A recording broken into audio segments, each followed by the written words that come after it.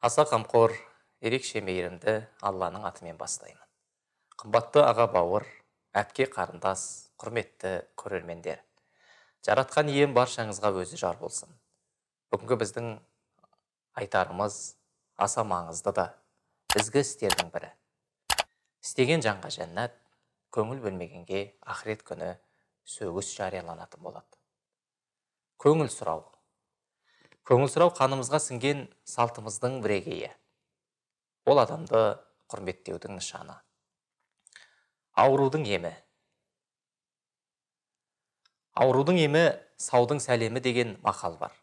Науқастанып жатқан адамның көңілін сұрап, ауырып тұрдың, аунап тұрдың, ауру батпандап кіріп, мысқылдап шығады, дертіңізге шипа берсін деген сияқты жұбату сөздермен оның тез жазылуға деген сенімін арттыра түсу қажет. Алла тағала науқасты зиярат етуді өзін зиярат еткенмен пара-пар санайды. Ол адам үшін өзі кепіл болады. Кімде-кім бір науқастың көңілін сұрап барса, қайтқанға дейін жәннат бақшасының арасында болады. Бұл пайғамбарымыздың сүннеті. Алланың елшісі үнемі науқастың көңілін сұрап тұратын. Және басқа мұсылмандарға да осылай істеуді бұйыратын. Сіздің барып көңілін сұрауыңыз ауырып жатқан адамның жанына қуаныш ұялатып, сауығып кетуіне септігі тиюі мүмкін.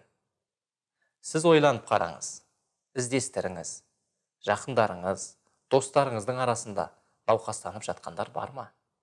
Алла тағала бәріне есендік берсін. Бар болса, дереу көңілін сұрауға дайындалыңыз. Егер ешкім есіңізге түспей жатса, емханада қаншалаған адамдар түрлі дерттермен ауырып жатыр. Соларды зиярат қылыңыз. Олардың ішінде тіпті айлап көңіл сұрауға ешкім келмегендері де қаншама.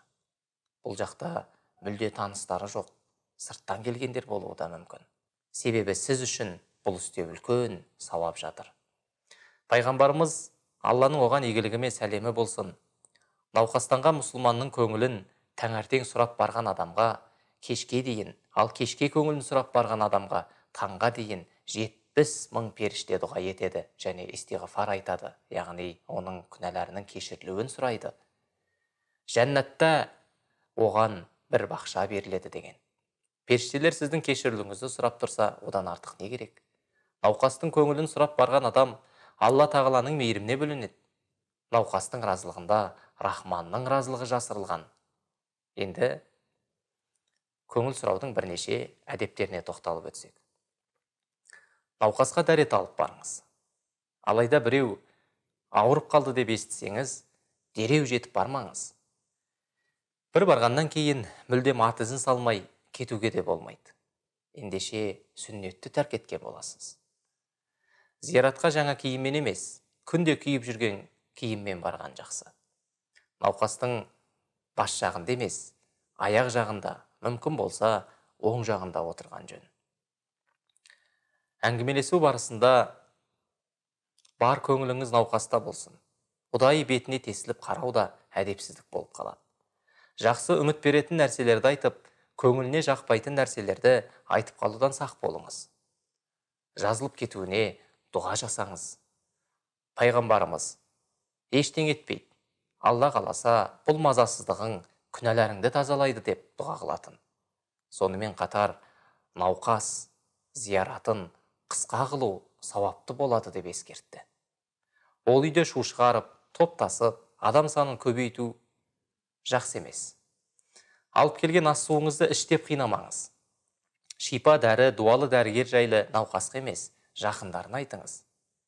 Кейін қолыңыздан келгенше көмек көрсетіп, көңілін аулау мақсатында түрлі сый-сияпаттар ала барыңыз. Тек Алла разылығы үшін досын немесе бір науқасты зиярат еткен адамға Алла тағала қандай жақсы амал жасадың? Жәннатта өзіңе зәулім сарай дайындаған болдың дейді Бұхариде келген хадисте.